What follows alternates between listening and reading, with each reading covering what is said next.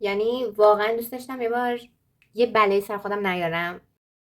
فکر کنم پریشب اینجوری شد دماغم و شهید شدم.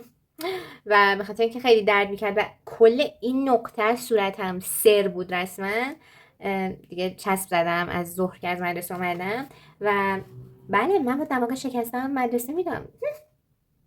اصلا مشکل نداره ما. و فردا جامعه شناسی و اقتصاد داریم که هیچ کدومش رو نخوندم و فکرم نکنم که درسای سختی داده بوده باشه هفته پیش. ولی یکم غریبم با این چسب.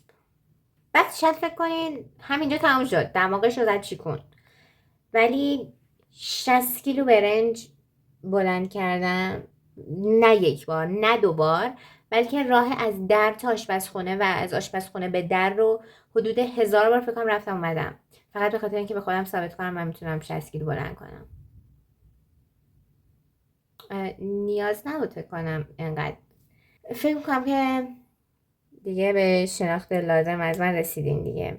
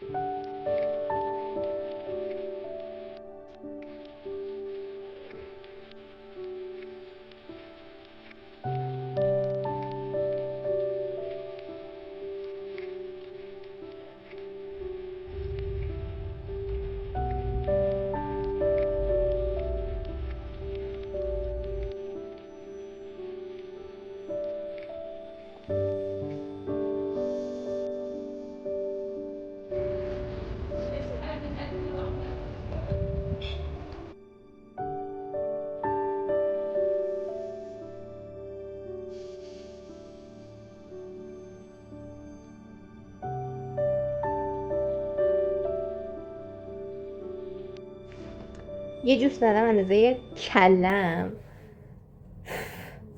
اصلا خورده.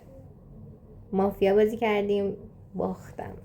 ببین واقعا کاش کل مدرسه رو بازی میکردیم. کام اگه که حرفه ایشم برم توی مسابقه خیلی بهتر باشه از درس خوندن.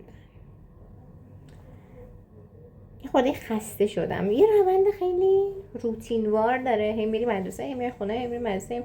بعد من کل دوستام توی مدرسه من و دیگه حال ندارم که عصر باشون برم بیرون، پس بیرونم نمیرم. مدرسه خیلی بعد جدی. مدرسه من دوست دارم ولی حوصله‌ام سر میره. تا دو آخه تا دو چرا؟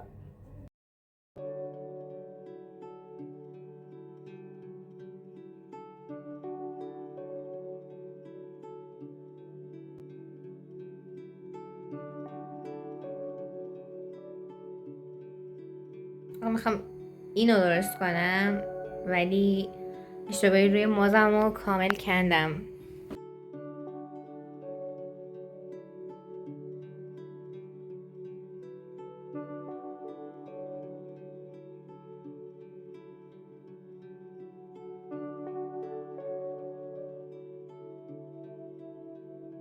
الان 2 ساعت رفتم دکتر مثلا و هیچ نتیجه نرسیدم.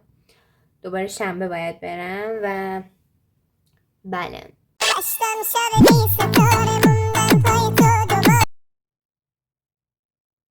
2 ساعت 3 ساعت فکر میکنم توی ترافیک بودیم فقط. اصلا نتونستم حتی ویدیو بگیرم.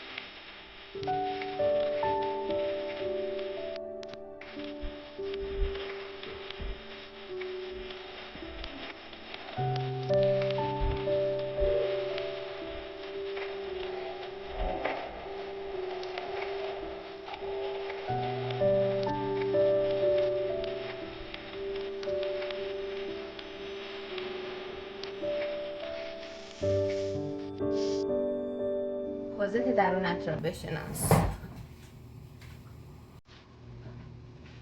بیچه کچه تمام.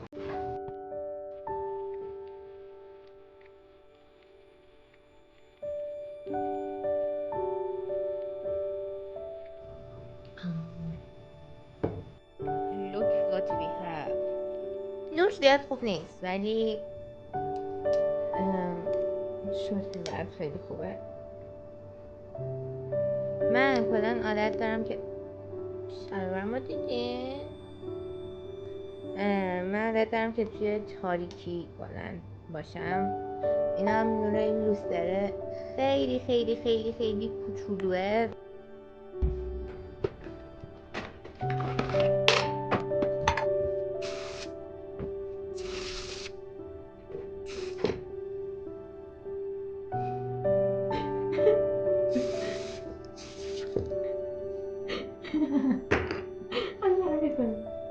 ای وای خیلی اندازم.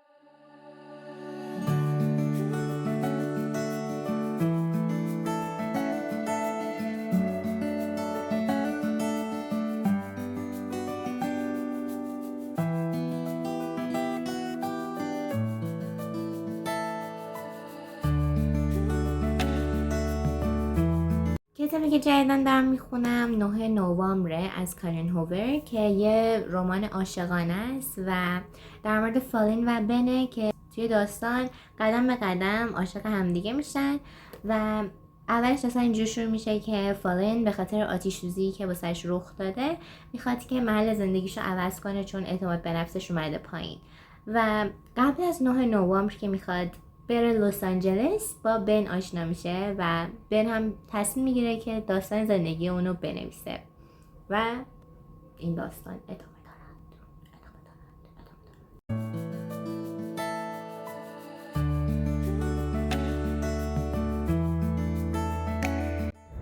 و در آخر مرسی که ویدیو رو تماشا کردید. لایک و کامنت یادتون نره. حتما به چنلم هم سابسکرایب کنین و تا ویدیو بعدی خداحافظ.